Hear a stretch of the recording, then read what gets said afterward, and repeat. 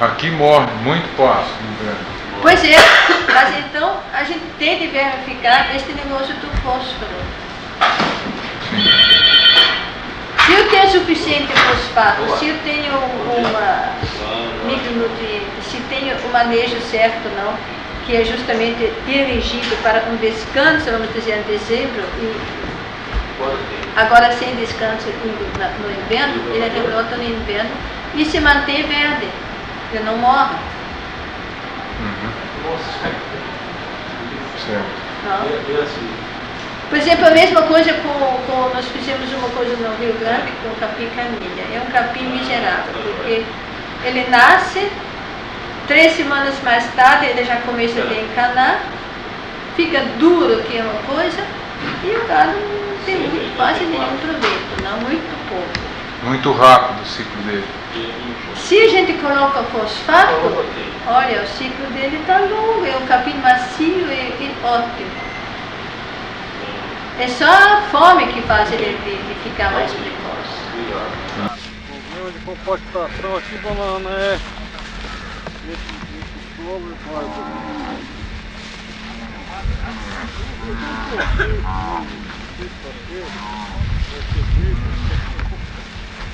Eu acho que pode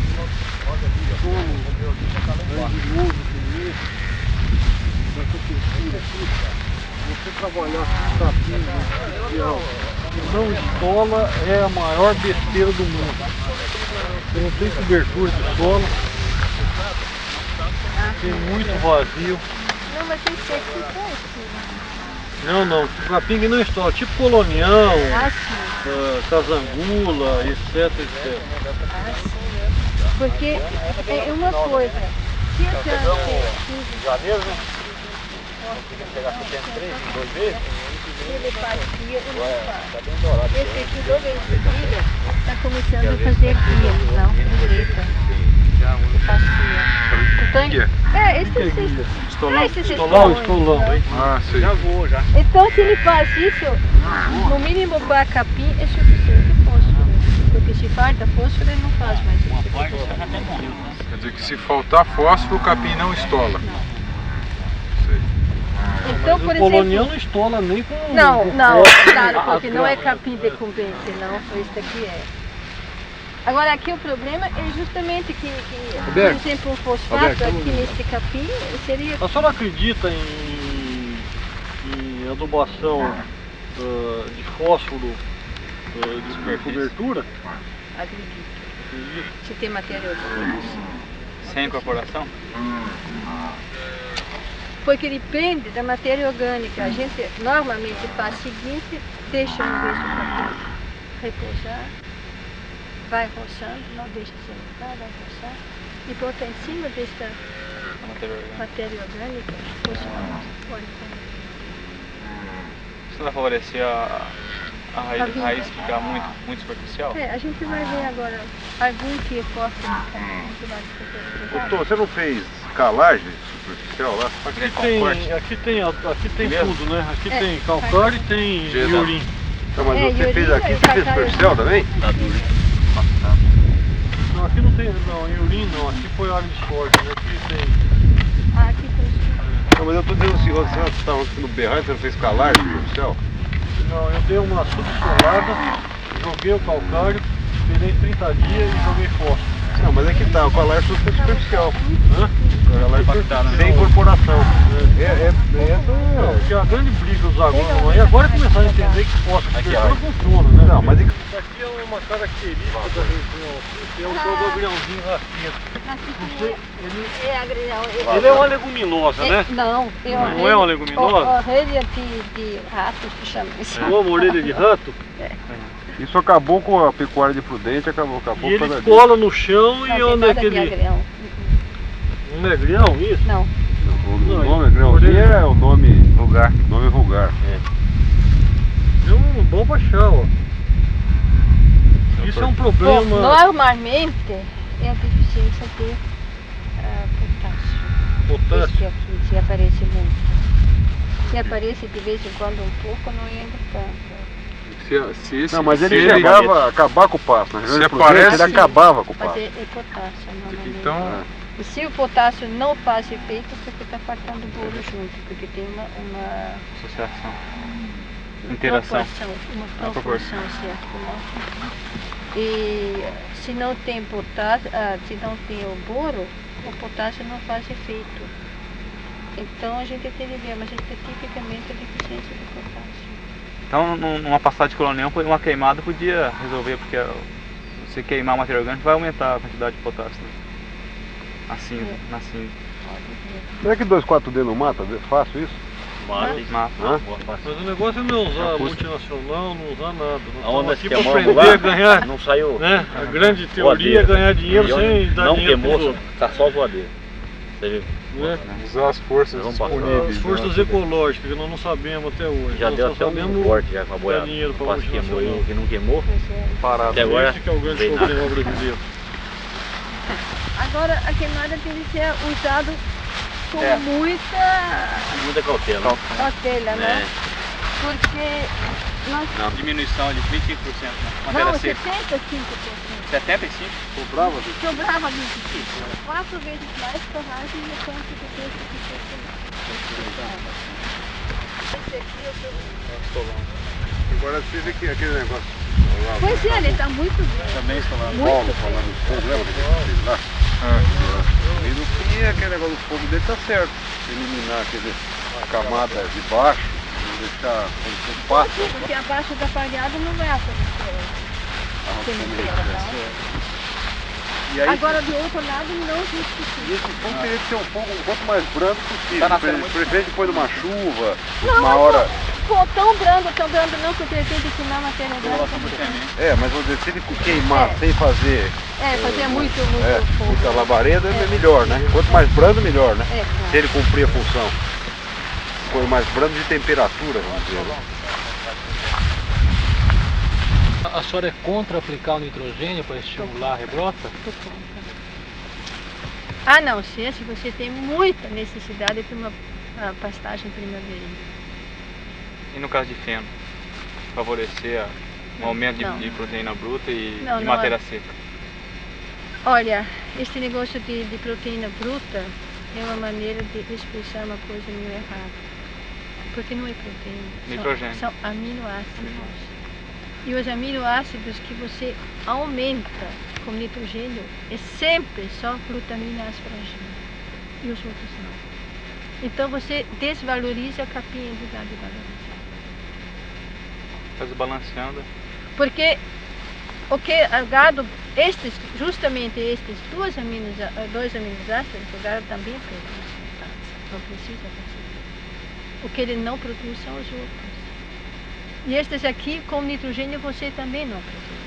Quer dizer, a única coisa em termos de matéria de feno se enriquecer seria, vamos dizer, uma cobertura de matéria orgânica. Não, enriquecer o feno, Não, você, é leguminosa. você aumentar o volume produtividade. de capim por Ah, metro quadrado e você ter um capim balanceado para isso. Seria uma cobertura, o ideal seria uma cobertura de matéria orgânica, um cerco de curral, uma Bom, coisa se assim. tiver, não? Tendo isso. Se tiver, por exemplo, se tem aras, então deve ter estrume de cavalo. Então, este estrume de cavalo a gente pode pôr, que eles fazem, por exemplo, em Litmason, que é Ponta Grossa, eles botam em recipientes, mistura já com água e deixa lá fermentar. E tem um misturador que vai misturando A aplicação do esterco líquido. cada vez que começa a aumentar a formação de amônia, liga automaticamente o batedor. Então, aumenta o nitrogênio, aumenta a fermentação aeróbia, e você tem aqui um adubo excelente para pasto, só que teria de juntar um pouco de cobre, porque também faz muito. Agora no caso de confinamento, cerco de curral, a gente amontou, deixa ele fermentar, tá certo? Também Teria que pode. acrescentar alguma coisa a mais nele, em termos de nível, Nível gera muito cobre. cobre. Pouquinho de sulfato. 2,5 kg. E o fósforo também, a adição do fósforo. Para a maior parte dos pastos, sim. esterco de curral nesse monte. Eu acho que, por vai exemplo, estar. o rumidículo não vai precisar muito, porque ele se defende bem. Essa melhoria de coloração também não se deve a um pouco de mico, que o animal pega no sal Acaba mineral tudo, e é tudo e não tudo consegue junto. metabolizar e Não, é torna tudo mais feio. junto, é micro, mais fósforo, mais pela matéria orgânica se mobiliza o fósforo. Na urina tem bastante potássio, não?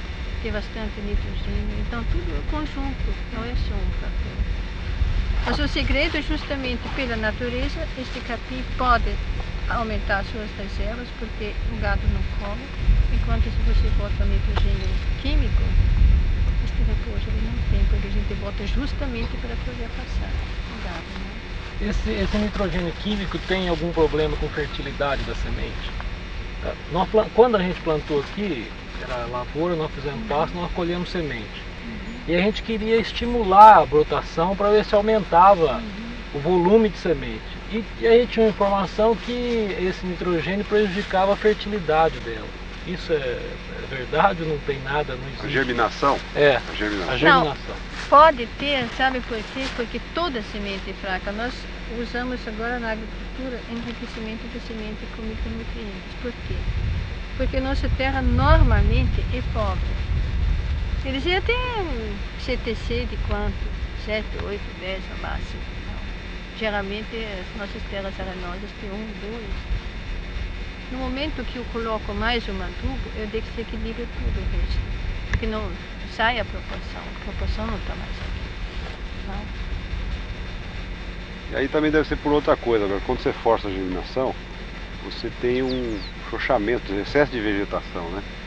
Um vigor vegetativo muito grande, então ela xoxa um pouco a semente. Talvez. Agora, o efeito do micronutriente na semente, para o arranque dela, como que a senhora descreve ele? Não, porque a semente que é? A semente é um código genético, um pequeno reserva de energia e uma reserva de minerais até que a planta tenha os raios suficientes para se nutrir. Tá? Então, na parte genética, a gente não mexe, só na biotecnologia. Na parte de energia, não podemos fazer muita coisa. Mas na parte de nutrientes, a gente pode enriquecer, porque especialmente quando foi adubado, este aqui está todo isso. E esse enriquecimento, como é que se faz a semente? Pulveriza por cima. Pulveriza a semente? É, Ela absorve? Absorve. É. Seria como uma Ele fica inoculação. só, não, ele fica em cima da casca, não fez mal, porque, Sim. mas a água que penetra depois, ele é rege. Osmose. O mico, estou falando do É o caso do mico, é. Pega a semente e faria uma pulverização de micronutrientes na semente. E se faz, por exemplo, E aí essa pulverização fica na casca. E quando a semente vai inchar para brotar, esse Absorve. micro entra e nutre. Pode fazer com óleo O que até. o Alberto estava falando era outra coisa, o negócio é aumentar a quantidade de semente. não, mas para aumentar a quantidade de e semente, a qualidade, ele, né? O claro, vigor mas lá aumenta a vigor da planta toda. A planta faz mais raiz, por isso se nutre melhor, não? Porque a gente não pode ficar sempre num fator. Porque a planta nasce mais forte, como mais forte faz raiz melhor, como faz raiz maior e melhor, ele penetra melhor na terra, aproveita melhor a terra, não? Então tudo é um fator que entra no E outro. desses micronutrientes que seriam as opções de usar, o Skrill seria um deles. E o screen é mais fácil porque tem tudo um pouco, não? Você não tem quase 30 micronutrientes, né? 30. Ele seria aplicado em que estágio? No estágio, vamos dizer, de... Bota um pouco antes da semeadura, não? Por exemplo, de noite anterior, a gente bota, deixa secar uma lona. Ou na semente, não na. na semente. É. Agora você pode fazer pulverização aérea também, né? Do Skrill. Ah, pode. Ou aérea, ou vamos dizer, pulverização no capim, né? Esse seria, minha pergunta, um conceito razoável de manejo para essas ambientes? Está razoável se a umidade ela conseguir de penetrar, mas agora o problema aqui nessa terra é que ele não penetra, ele fica só assim. Agora não sei se ela Porque o problema é o seguinte, tenta uma vez, só um arqueiro, uma coisa assim, e botar urim para ver o que acontece, se ele começa a fazer a raiz mais profunda, porque se ele está muito deficiente de boro, ele não vai penetrar. Urim cobertura. É. No VZ. Depois de roçado. É. Ele roça e Ele aplica o urim aplica de o urino, cobertura, deixa um pouco para ver. o BZ. Mas só um arqueiro, uma coisa assim, só para ver o que acontece. Porque se ele está muito deficiente de boro, ele não vai ter a possibilidade de se recuperar. Sim. Porque a raiz é fraca, não penetra. Você vai ver que não tem nenhum torrão, mesmo se o torrão está fraco, se o torrão está quebrando bem, não. Ele faz logo em seguida toda a raiz em volta da fresta. Ele não penetra. Sim. E aqui gozado que não tem mancha de fertilidade, nem nas áreas de estume. É que aqui tava com maternidade, fica um período de ocupação maior. Não, aqui não. Não tava? Mas mesmo assim devia ter mancha. A inseminação passou aqui, né? E essa compactação superficial? Pois é, esse é aqui típico de pasto. Esse aqui não é nada de ruim, porque pasto tudo faz isso. E embaixo a terra está cada vez mais mole. Você não viu a primeira parte do negócio, que é o que ela estava explicando, que é a implantação, depois os 4 anos de miséria que ela chama, que é quando o até pasto aqui, está... dominando a laje. A Não? laje, ele está ultrapassando a laje dos 15, entendeu? E daí ele vai para 30 anos, 20 anos, 40 anos, se você Sendo bem manejado. É. saber manejar. Quer dizer, Agora este aqui, eu estou com uma dúvida justamente de boro. Porque o capim, ele está fugindo de qualquer pequena dificuldade, não? E não podia. Porque o capim normal não devia fugir a isso. Agora isso nas análises é comprovado. Ah, tá. Pois é. Então, um repouso mesmo não vai resolver muito. Porque ele não vai crescer com uma raiz, ele vai ficar assim superficial.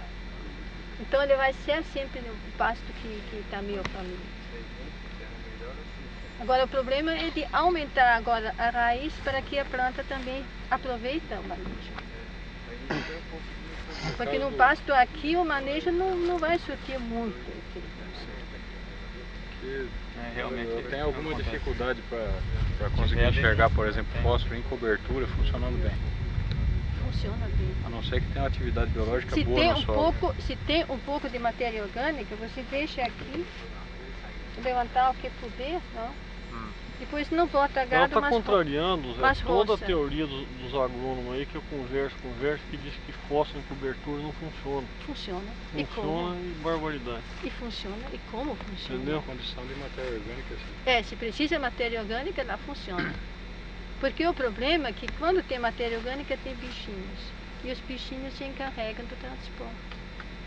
Não, Quer ele dizer, não precisa ter matéria orgânica, é condição essencial Primordial. que tenha É. primordial que tenha É, matéria orgânica. para A que migrar. nível mínimo de Para matéria migrar. orgânica? É.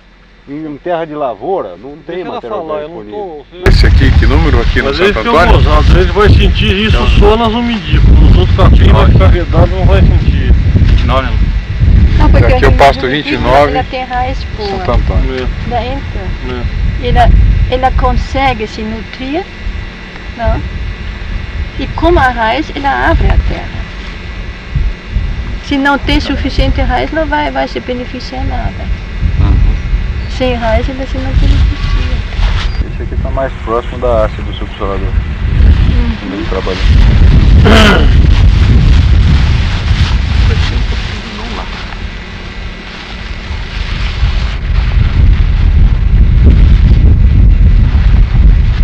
Ainda tem feito de a raiz crescer aqui, né? Os torrentes, mas do resto, olha, ainda tá boa. Tá entrando agora, a terra tá mole. Feito da raiz que quebrou os torrões, eles estavam compactados, então Tá, a raiz a cresce em por volta cima. e não penetra dentro do torrão. Agora não, agora tá, ó, tá toda a terra quebrando bem.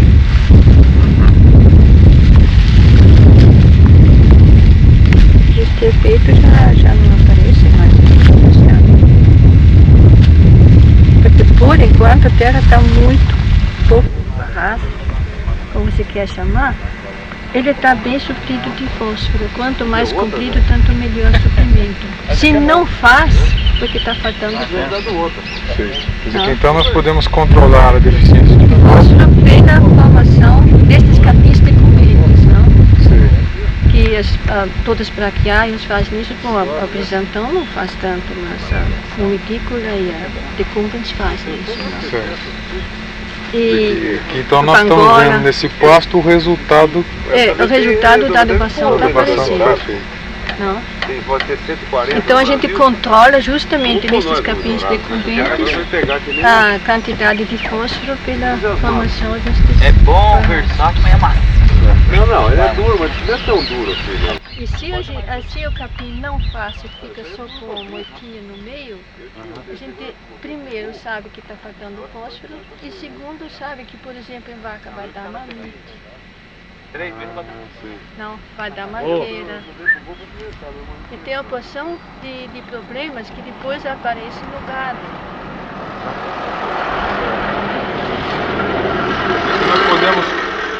Então aqui nós podemos prever pelo sintoma que nós vamos ter alguns problemas no futuro. Seria mamite nas vacas.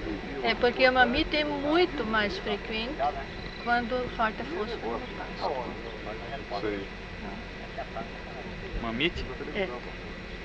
Então ela está dizendo que se o pasto não tem esses fósforo, não. E o fósforo a gente controla pelos estolões. Porque fósforo é o macro fundamental, né? Não tem, faz parte da interação.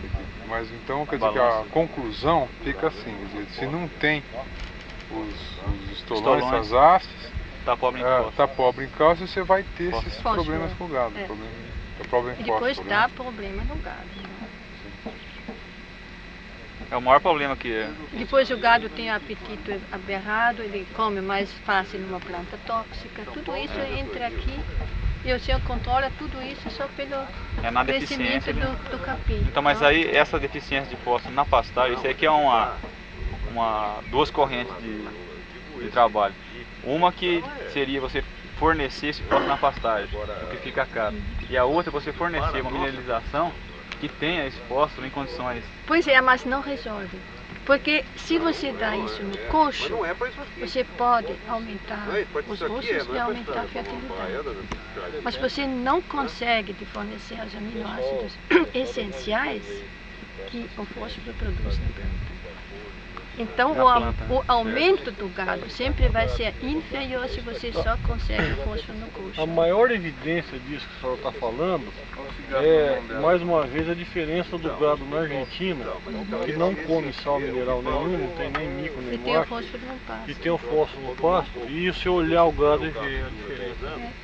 E até fica um pedaço mais comprido que o nosso. Porque é tudo questão de assimilação. Se você dá pelo lugar certo de entrada, né, e da forma certa, o aproveitamento é praticamente total. Bom, eu vou lhe dizer... E via injeção ou via mineral... Não, via mineral resolve algumas coisas. Mas não tudo. Esse que é a grande briga. Não, a corrente do vendedor é essa, né? Ele quer enfiar no coxo tal que não tem no pasto.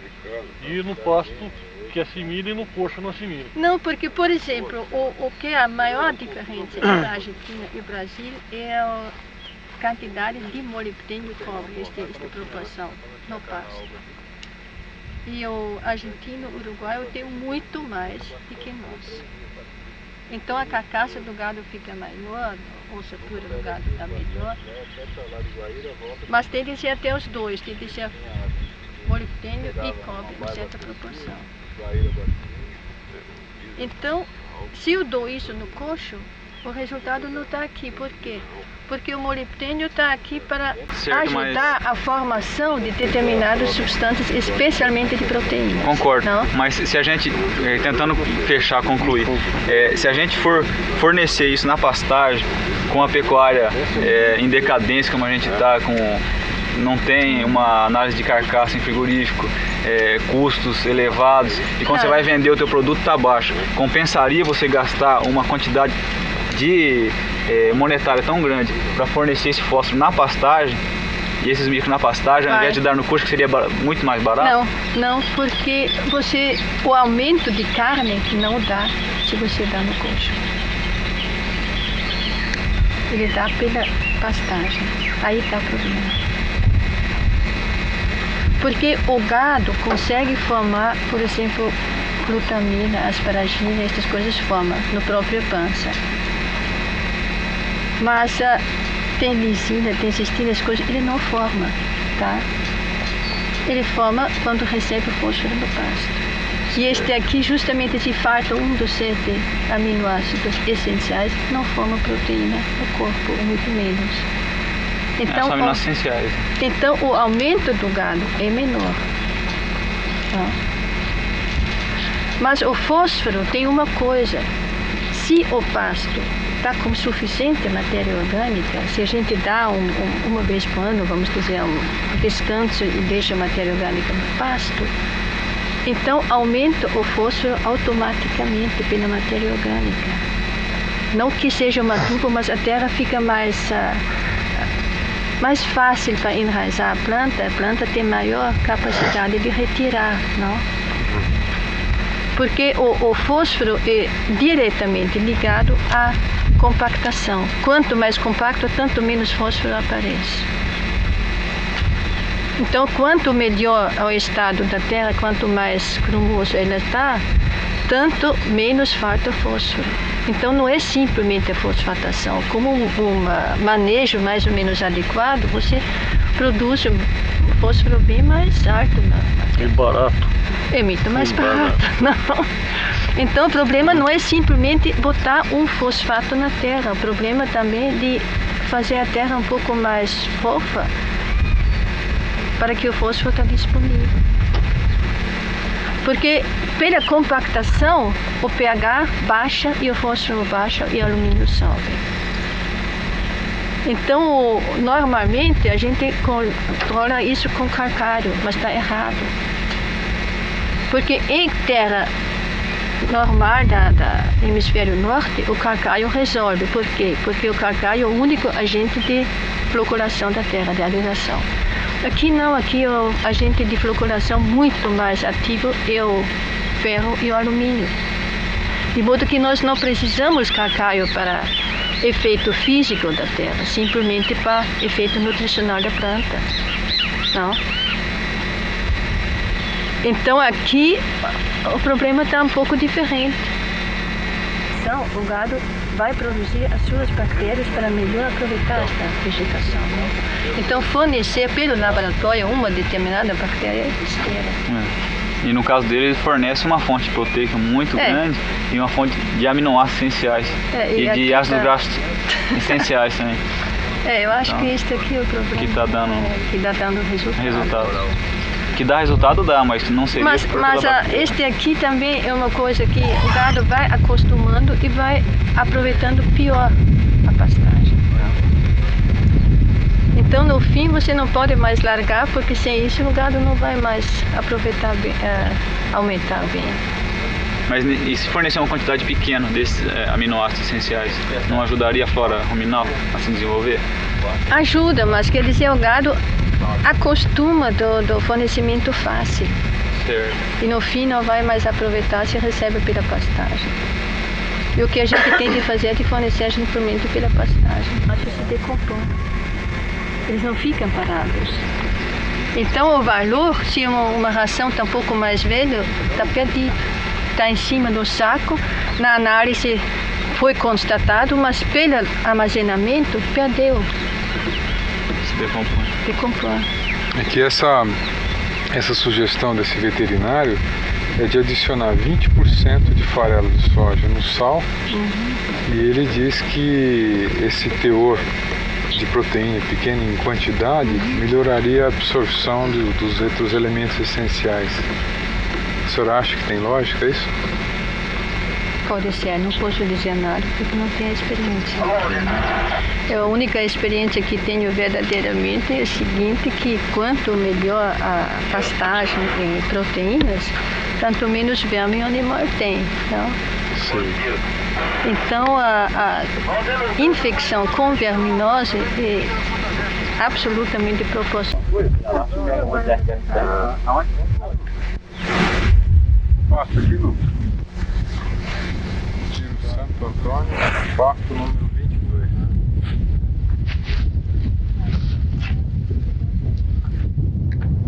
É muito pouco palatável, sabe? Não. Larga pra lá. E aqui tem ainda pouco da última abração. Quando a senhora vê esse fogo, esse pedaço de carvão, o que significa isso que ainda tem? Que não houve Porque é pouca atividade. pouca atividade? Esse carvão, se não uma atividade biológica, seria Bom, não iria mais tanto aparecer, mas normalmente fica ali no da campo. espinha. Bom, a terra está brava. Agora, francamente, dá uma vez um capim também para ver. Esse não, esse aqui, eu queria ver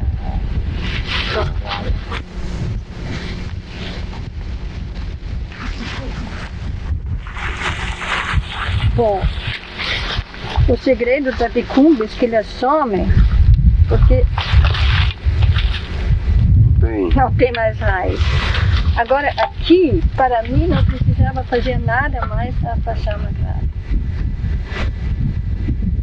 Eu estava comentando, se a gente fazer um serviço aqui de... Porque olha, embaixo não está tão ruim. De plantar o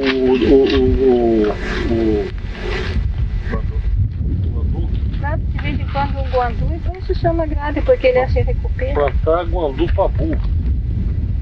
Esse aqui recupera. Não, esse vai ser raiz super que pulveriza com um pouco de flor. Pode ser que isso, porque, olha, não tem razão que numa terra disso ele não entra. Não. Então, se ele não entra, este também é uma reformação, não vai fazer ele entrar. Passar uma grade e aplicar um pouco. Fazer uma pulverização, tem 500 litros d'água, tantos, quantos por cento? É Bom, chover, depende quanta área você cobre com 500 litros. Fica mais ou menos, eu ia botar aqui 5 a 8 quilos. 5 a 8 quilos por hectare. De boro. De borax. Não, de boro. De bora. O borax tem mais ou menos 20% de boro. O problema nosso é aquele negócio que ela fala depois, né, da grade. Do mau preparo, quer dizer, que época, que umidade, solo, que... Não, mas o problema, senhor Renato, aqui é o seguinte, o capim, onde está nós jogamos esse capim? Onde está? Eu jogou dentro do buraco. Sumiu. Tira os capinhos. Tá dentro do buraco. Ou mais. Mas a terra embaixo não justifica que o capim não entrou. Porque a terra continua. Porque a terra não está ruim embaixo. Ela tá. Olha, esse tipo de terra assim não justifica que a raiz não entre. Então a única conclusão que a gente pode fazer é que está tão deficiente de boro que a raiz não tem força nenhuma, porque este aqui não tem justificativa. Não vai ganhar. Porque a deficiência vai ficar e o capim vai se comportar do mesmo jeito. Não? Se fosse uma aveia também. A aveia está bem menos violenta do que é. Porque o milho, nascendo milho onde foi Aveia, matéria orgânica tá com aveia, Aham. ele tem um comportamento completamente diferente. Está muito melhor, não? Agora, a aveia, se vocês tratam a semente com 0,03% de sulfato de manganês, esses são 3 gramas por 10 litros de água que a gente pulveriza por cima da semente, quer dizer, com 10 litros vai longe, né? Então, ela faz uma raiz quase 4 vezes maior e tem microrriza, mesmo em terra ruim. Sulfato de manganês. Sulfato de manganês. Uma quantidade de 3 gramas por 10 litros de água que você absorve e pulveriza a semente com isso. Você está, quando fala de mucosa, tem sempre a resistência do pessoal na mucosa, isso que eu não estou entendendo. Por causa de mixar a terra. Porque se ele afasta, se uma semente não nasce, até 35 anos mais tarde consegue nascer. Eu estou dizendo, em vez de mucuna, você podia fazer labi-labi aqui.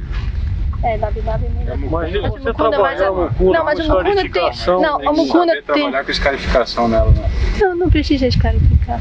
Mas o que a gente faz normalmente, você pega os sacos inteiros, não muito cheio, e bota de noite na água.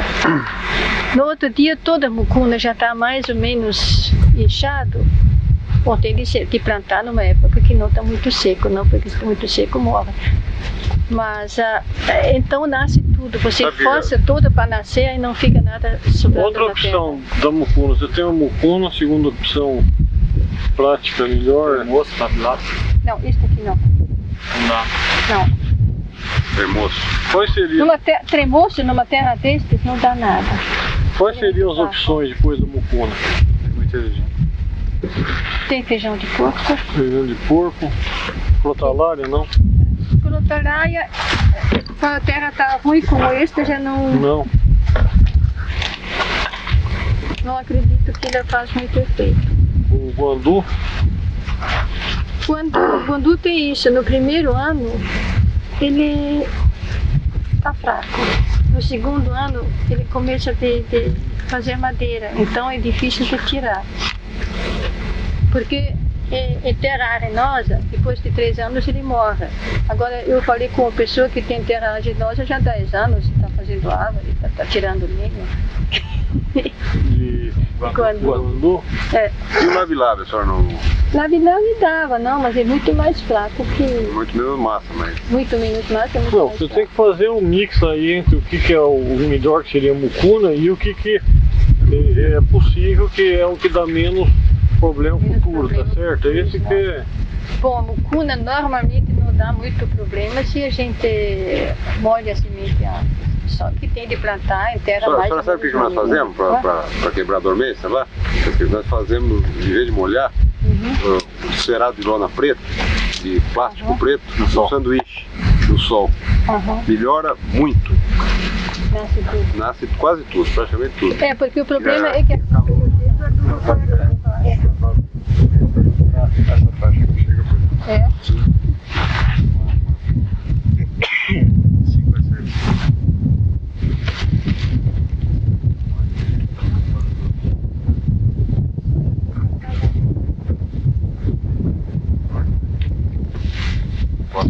Eu queria ver o adubo mesmo. Não é? Ó, aqui embaixo.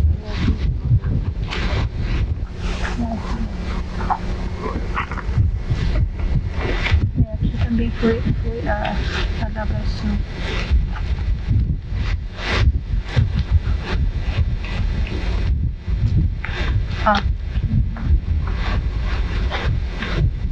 Tem ainda raiz aqui embaixo.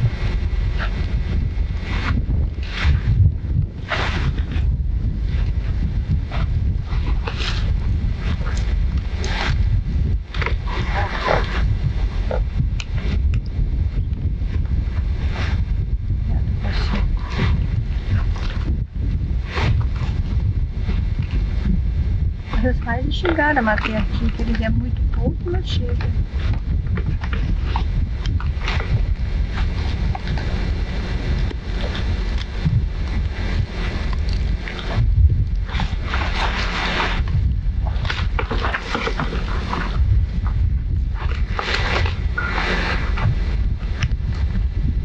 A raiz tá ruim, agora ela tá sofrendo do calor.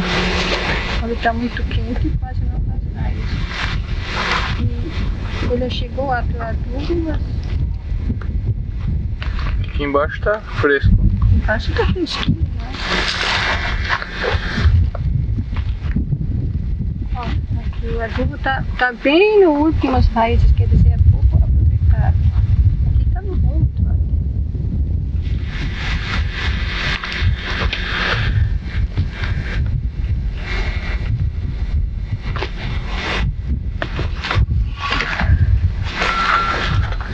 Não pode retirar, porque vai contra a osmose, então ela perde ainda de líquido em lugar de absorver. O plantio direto é a solução. Bom, aqui eu não sei se dá muita solução, mas por exemplo em Minas eles estão fazendo isso com bastante animado. Eles plantam feijão de coco, passam rolo-faca, plantam o milho direto nesse feijão de coco. O palha de milho passa de novo o feijão, a rolo-faca só, planta direto a soja. Eles, no mínimo na implantação, tem alguma matéria orgânica. Quando depois a cultura fecha, a terra já está protegida. Mas o próprio plantio direto é complicado fazer em terra mais ou menos boa no clima quente. É muito delicado para fazer nesse tipo de solo. Porque ele a não ser que tenha matéria orgânica. Não, mas ele não se acumula. Eu vi, por exemplo, lá no Rio São Francisco, tem 400, 500 milímetros de chuva. Pensei, bom, na região bem seca vai pouca decomposição. Está errado, só pela umidade do ar. Decompõe, tá em 6, 8 semanas, não tem mais nada. E a base de um plantio direto é a camada de 6 a 7 centímetros no mínimo de palha. E este aqui nós não conseguimos. Em São Paulo nós conseguimos 1 a 2. Então a gente só pode ter na implantação para proteger justamente a terra nua, enquanto a cultura não consegue fechar. Vai contra um princípio de acúmulo mesmo. Na verdade a gente tem que ir renovando ela, porque ela não vai se acumular. E aqui não acumula, aí tá. Por exemplo, em Cascavel, no Paraná, não conseguem fazer, embora está Paraná, embora está embaixo de Ponta Grossa, onde eles estão fazendo, não? Mais no sul, mas o calor é muito grande e a terra rocha é muito fértil. Então eles não conseguem uma camada de palha. A palha se decompõe e pronto. Rápido. Muito rápido. Então eles, embora tenha uma erosão violenta, não conseguem fazer plantio direto. Quando o rodízio fica com o tempo, vamos dizer, tem menos chuva, precisa dilatar o prazo do rodízio, então eu entro para cobrir esse Mas esse espaço está na palha, então. Tá. Só que vamos dizer, em 10 pastos, eu tenho um pasto com palha. Eu não tenho o rodízio inteiro com palha. É uma opção que operacionalmente nós conseguimos casar ela na prática, mas pode não ser a mais adequada. E o que vocês fazem se, por exemplo, no prazo normal, vamos dizer, 4 semanas, para decúbios, por exemplo, não? Chega a começo de florir muito cedo, então vocês fazem alguma adubação, Não. No momento não. O que foi feito, o que se pode fazer é acelerar o rodízio ou desacelerar o rodízio só. Eu acho que Porque normalmente, se ele floria antes do tempo normal, de fome. Então a gente tem de ver. Dezembro. Mas então, dezembro, claro, mas se ele adianta o florescimento. Por exemplo, você está programando 4 semanas sem que ele floresça. Mas de repente inventa de florescer por 20 dias. Então normalmente é um sinal de fome. Então a gente tem de ver por que esta fome. Pode ser por compactação, que o pasto foi usado muito um tempinho antes e compactou muito, então a raiz fica muito superficial, na camada mais desfiliada e não tem o que comer, não. Então teria de passar um subsurador. Ou pode ser, se a raiz está boa, a planta está boa, tudo não, a raiz para 10, 15 centímetros, efetivamente a falta de fósforo, então teria por alguma adubação, porque senão o pasto vai cada vez encurtar mais. O período de desenvolvimento. Para florir. E como ele só cresce até o momento que ele começa de entrar na fase de reprodução, então ele vai produzir cada vez menos massa. Não. Então a gente teria de ver por que este pasto está adiantando a florescência. E agricultores tomar alguma medida, senão ele vai encurtar cada vez mais. Eu quero fazer só uma pergunta. Vocês já passaram o gado exclusivamente na água? Já. Só que tem que ter uma adaptação de no mínimo 2 semanas na pastagem. Se for o único fator preponderante. A abelha e as abelhas são bastante descalcificantes. Então, normalmente a gente tem que aumentar bastante o cálcio no sal mineral. No sal mineral. A gente é utilizado. Tem um sal específico para quantidade de abelha. Agora, o grande problema nosso aqui, que eles estão apanhando, que eu notei na Argentina e no Uruguai, o processo de usar aveia de início. Lá na Argentina, no Uruguai, que é usado isso há séculos, o pessoal não deixa a aveia crescer. Ela chega a um palmo, já é o primeiro pastoreio. E aqui não, até hoje não fizemos esse processo. O problema? Nós deixamos ela crescer para depois usar. O problema maior do que eu vejo, a gente tem uma diferenciação muito grande com a Argentina, o Uruguai eu não conheço, mas no Rio Grande do Sul, ele tem um inverno totalmente diferente do nosso. É um inverno úmido, né? E o nosso, por ser um inverno seco, o rebrote dessa aveia é muito menor. Então lá eles conseguem fazer um repasse de até 4 vezes na mesma aveia, com intervalo de 40 dias. Aqui eu acho que nós não vamos conseguir. 2 vezes vocês com intervalo de 60 dias. É o que eu estou. Não, eu compreendo, mas eu estou falando o uso certo. Né? Mais cedo. Agora, Então, se o pastoreio na aveia entrar muito tarde, ela já emborrachando, ela vai ter um rebrote mais lento do que se você comer. Ela morre. Ela não rebrota mais. Não rebrota mais. Então tem que cuidar do pastoreio cedo para poder ter o Pois rebrote. é, por isso eles fazem um pastoreio não muito tarde, não? Porque se ele fecha o ciclo vegetativo, fechou. Então eu acho que independente de aqui dar 2 rodadas e lá dar 4, o ponto é o mesmo de corte. Sim, tem que entrar cedo. O ponto é o mesmo de corte. Gostaria que o senhor ponderasse. Inclusive no branco, como a gente estava iniciando uma região no passado, a gente não afinou muito nos prazos de ocupação. Então a vacada pegou um pouco de pasto mais passado. E ficou num estado realmente muito bom. Ficou muito bonito. Pois é, porque a vacada precisa ter mais amigos, não? E se você... Mas amido está no pasto Claro, mais passado. fica mais passado. Porque, por exemplo, a maior parte dos granjas leiteiras não acha que se eles dão uma suplementação muito forte com proteínas, vão ter mais leite. E não tem. Tem que manter uma... Porque o fator limitante é o amido, que o gado não recebe. Não? Então você tem que ver gado com cria é sempre melhor pasto um pouco mais velho, não? Para leite tem um fator muito relacionado com o fígado, né? Ah, claro. Porque o ácido acético é o ácido graxo mais direcionado à produção de leite, e o propiônico, o bionato, mais direcionado à produção de carne. E a fibra tende, um alimento com mais fibra, tende a produção de um ácido graxo acético volátil no mundo, favorecendo a produção de leite.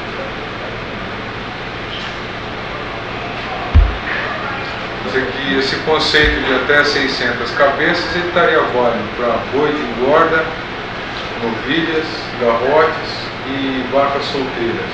E vaca com bezerro, um lote de aproximadamente até 300. Acho que... Agora, dentro desse conceito, até 600 cabeças, valeria ainda um conceito de fazer um pouco de a parte dos mais fracos, não? Um pouco de a parte dos mais fracos. Porque estes aqui são violentamente prejudicados. Sim. E eles estão num pasto adiante, com sal à vontade, o pasto com condição mais favorável, eles terem condições de melhorar e de se nutrir normalmente, não? Porque um fraco sempre está empurrado para lado e cada vez mais fraco, não desenvolve mesmo. Fraco que acompanha. Está morrendo os ponteiros dela, de umas mangueiras que eu plantei lá no ar. O que é essa morte? Morre a ponteiro e brota e volta, tá? Não, eu só vi que está morrendo por enquanto, não está botando nada. Porque normalmente, se tem o carno, morre Bem na aqui pontinha parte, morre, e depois começa a brotar aqui ao redor. Se isso ocorre, é bolo. É deficiência de bolo? Agora, se morre somente o broto, sem mais nada, e vai aqui sem esses galhos que brotam no filho, o broto morto, é cálcio. Depende agora como morre. Se morrer só o broto é morte, se morrer a brota... Não, se morrer e rebrota em redor, não, porque a árvore normalmente, se tem deficiência de boro, ele já não levanta o guia do meio, ele levanta estes galhos mais do que o guia do meio. E o guia do meio às vezes fica bem fraquinho e aqui os galhos ficam grossos. O ponteiro nos desenvolve e se Depois desenvolve as laterais. aqui de novo o ponteiro morre e aqui vai brotando aqui. Então isso é tipicamente boro. Nada de bordo das mangueiras. É. Em profundidade ou só em cobertura? Não, eu faço o seguinte, eu pego aqui a produção da copa, faço aqui dois furos e esses furos com boro, tá? Agora você vira. Borax. A gente tem uma... Só para a gente fechar um pouco o conceito de raiz, a senhora podia repassar para a gente o comportamento da raiz de acordo com as deficiências? Uma delas que a senhora nos passou é que o boro, a deficiência de boro, dá a incapacidade de penetração da raiz, né? A raiz simplesmente é tão fraca que não se desenvolve. Ela fica pequenininha, mesmo em solução nutritiva, ela fica deste tamanho, ela não cresce, não. Isso com a falta de boro. Falta de boro. Então, se naturalmente isso ocorre na terra, qualquer coisinha avança. Agora, outras deficiências provocariam outros comportamentos? Claro, porque, por exemplo, se parte em enxofre, a raiz é muito comprida, mas escura. Se partar cálcio, começam as raízes engrossadas, parece que tem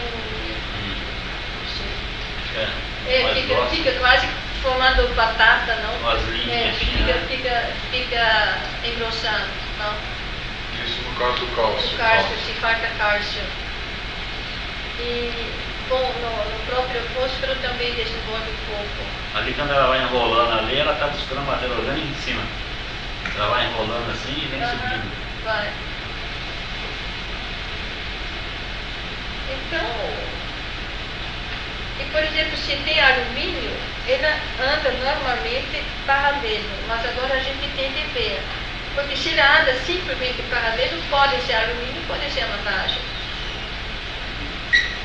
Agora, se ela vai porquilhando, se vai entrando todo assim retorcido, então ela tenta passar, mas não consegue, é só físico, não é nada de químico. Então, se falta alumínio, ela não forquilha, ela simplesmente fica lá em cima, não cresce mais. Por exemplo, na soja é muito impressionante, faz uma raiz desta grossura e de repente acaba. Fica um coisinho fino e depois não tem mais nada. É alumínio, não? O teor elevado de alumínio. Ele não é isso.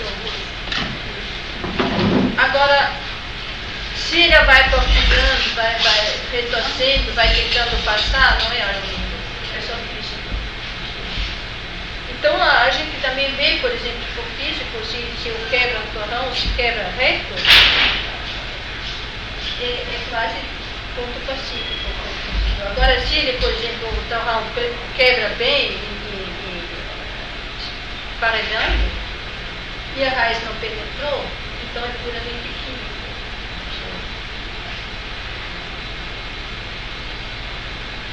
Então, por isso, vocês olhando a Terra...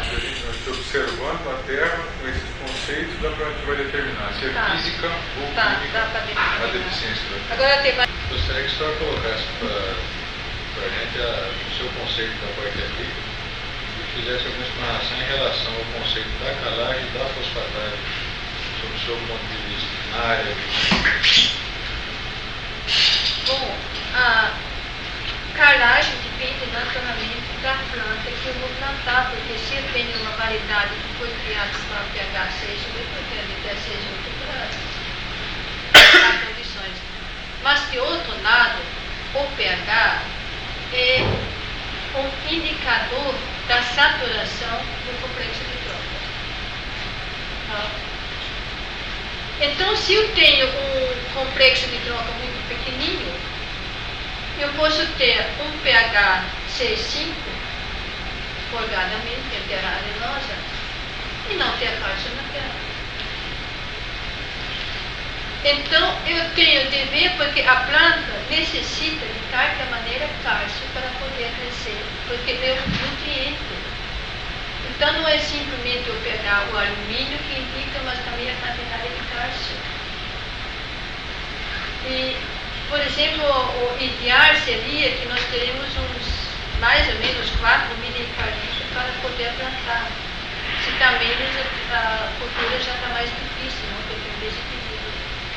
O que a gente nota é que na exploração dessas áreas mais pobres, utilizando as formas mais clássicas de atuar aí, de aumento de saturação de base, de aumento de cálcio e magnésio, e aí, em alguns casos até pela concentração muito grande de alumínio, a gente acaba colocando tanto calcário que desequilibra totalmente o solo.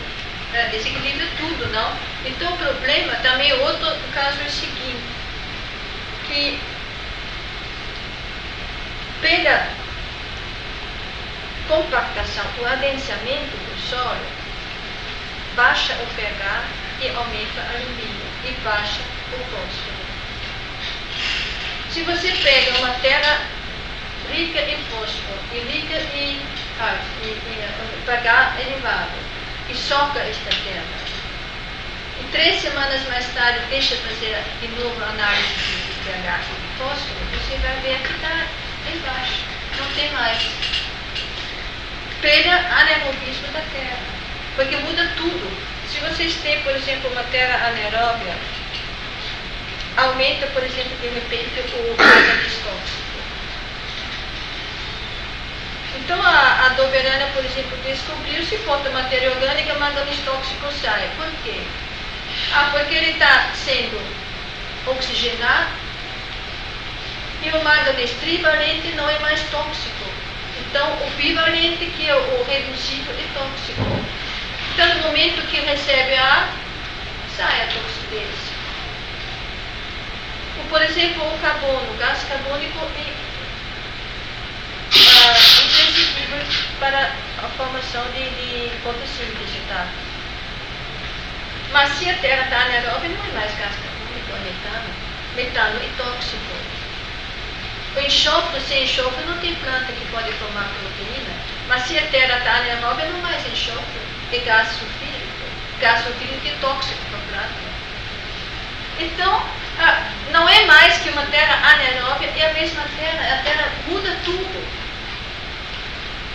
O que era antes nutriente, agora de repente é tóxico. E aí, por isso, nós, por exemplo, a primeira coisa que a gente teria de ver é justamente eliminar este estágio de compactação e de anaerobismo. E depois, quando nós temos isso melhorado, a gente vai ver o que sobra ainda de problemas. Porque o fósforo normalmente aumenta substancialmente pelo melhoramento do solo. Agora, no início, vou ter de pôr um pouco de fósforo para aumentar a produção de matéria orgânica, para poder alimentar a minha terra.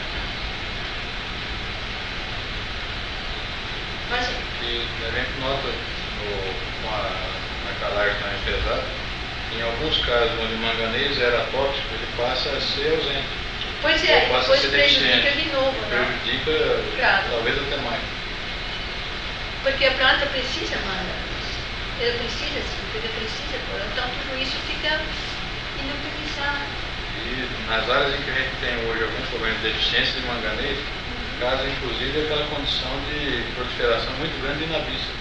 Pois é, mas aí está justamente porque depois da soja, que recebe uma calagem bastante elevada, o trigo depois não vai bem porque o nabisco vai invadindo. Por quê? Porque acabou com o manganês. Então o sistema mais racional, embora que eles dizem que é mais caro, você bota cada ano, eu ponho cada ano religiosamente, no fim da época, quando tira a cultura do verão, bota calagem. na palha em cima. Então, cada ano só doses moderadas. Por exemplo, na minha terra, que está meio com bastante arenosa, eu forneço 800 quilos. Aqui, por exemplo, dava para por hectare 2.000 quilos, por exemplo. Mas mais não. Cobertura? Calagem de cobertura que sobe? Não, você passa isto aqui por cima da palha, depois passa uma grade e vai junto com palha, vai desde a calagem. Então, por exemplo, então, nesse sentido, você pode fazer uma calagem em doses fragmentadas, quer dizer, no pastagem. Se você fizesse uma calagem, vai em cobertura. Não, olha, o problema na pastagem, nós fizemos na ensaios para ver como funciona o fósforo e o cálcio na pastagem, porque eu não posso virar a pastagem para incorporar. Se tiver matéria orgânica, eu boto esta adubação por cima e os bichinhos se encarregam do resto. Mesmo no calcário? Vai. O fósforo vai até 10 centímetros por ano. O calcário vai 20 na pastagem, mais ou menos. Está ótimo. É suficiente. Não precisa mais. Sem fazer nada, então só... Não, nós fizemos o seguinte, por exemplo, se a pastagem estava muito fraca, a gente deixava sementar capim, roçava o capim, deixava uma chuva cair para capim ficar mais na terra e depois botava o calcário ou o fósforo por cima. E vai entrando. Eu estava conversando com o Alberto, isso exatamente o seguinte, você vai formar nesse processo ou qualquer outro, você vai dar uma dosagem de calcário de 2, 3 mil quilos por hectare, que é um impacto econômico até.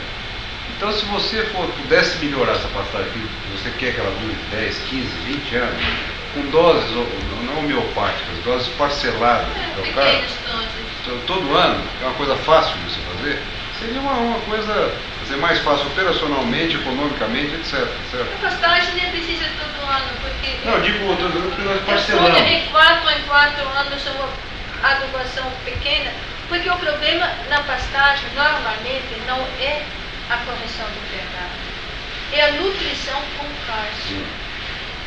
Não. Porque se eu planto um capim que precisa da correção do pH, como por exemplo o capim rodas, é melhor não plantar. Para quê?